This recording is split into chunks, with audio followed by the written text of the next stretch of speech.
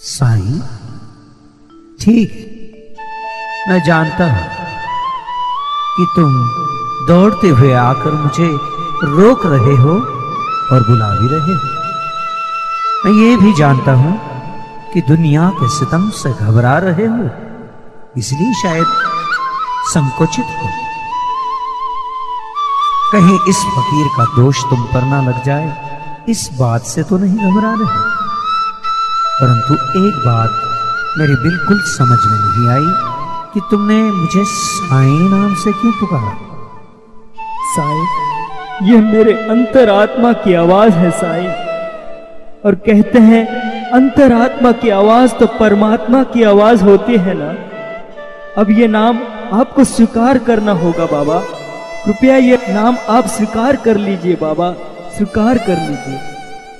महर्षा, अरे ओ महर्षा, अगर जलते हुए 4 दीपक आज भी मेरे गुरुस्थान पर उसी तरह जल रहे हैं, प्रज्वलित है, तो मुझे तुम्हारा ये नाम स्वीकार करने में कोई आपत्ति नहीं है।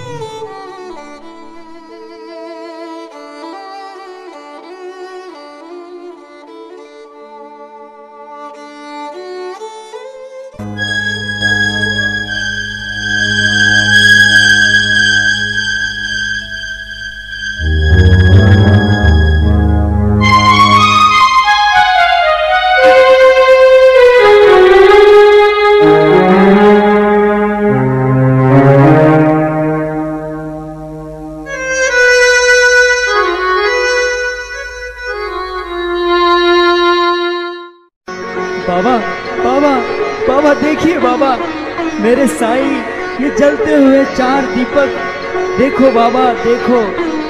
बोलो, अब तो ये नाम आपको स्वीकार है ना बाबा?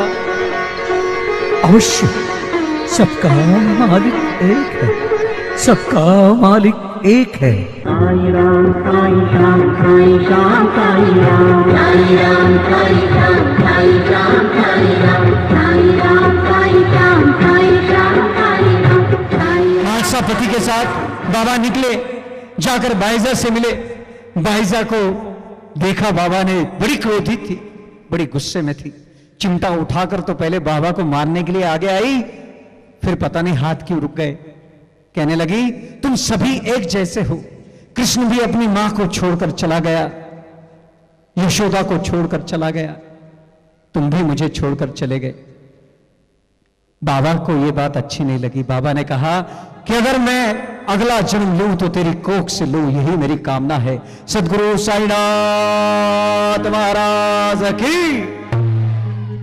बाबा महासापति के साथ द्वारका माई की ओर चलने लगे तो बाईजा ने रोका। बाईजा ने कहा, साईं, अब तू वहां नहीं, मेरे घर में रहेगा और आज से तू मुझे छोड़कर नहीं जाएगा, पहले वचन दे। बाबा ने वचन दिया, पर बाबा कहते हैं, मां, मैं रहूंगा द्वारका माई में। बाईजा कहती है, वही पड़ी टूटी पुरानी मस्जिद। बाबा कहते हैं, वही तो मेरा कर्म स्थल है। फिर कहने लगी, एक काम करो, मेरे बच्चे को, मेरे तात्या को आपके साथ ले जाओ। बाबा ने तात्या को साथ रखा और अंतिम समय तक वो बाबा के साथ था। चलिए देखते हैं उस द्वारका माई का नजारा, जहां पर ये चक्की पड़ी हुई है, जिसमें बाबा हमेशा धान पीसते थे।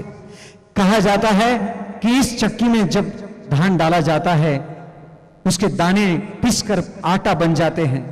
बाबा से पूछने के बाद प्रश्न कि बाबा आप क्यों गेहूं पीसते हैं, तो बाबा ने कहा, यह संसार रूपी चक्की है, इसके केंद्र में जो डंडा लगा है वो ईश्वर है। जो दाने उस डंडे की ओर चले जाते हैं वो उस चक्की में कभी नहीं पिसते। तुम सब लोग ईश्वर की ओर जाओ, तुम भी बच जाओगे, अल्लाह मालिक है। तो चलिए, ये बाबा की द्वारका माई हांडी है जिसमें बाबा हाथ डालकर खाना बनाते थे। बाबा को किसी चमचे की जरूरत नहीं पड़ती थी, बाबा को वेदनाएं नहीं होती थी। बाबा इस मस्जिद में सदैव विहार करते थे, बाबा यहां सोते थे। बाबा के सिरहाने में एक ईंट थी, वो क्या सदा कहते थे वो ईंट मेरे गुरु की ईंट है, वो मेरे गुरु का प्रतीक है, जिसे वो साफे में लपेट कर सिरहाने से रखते थे।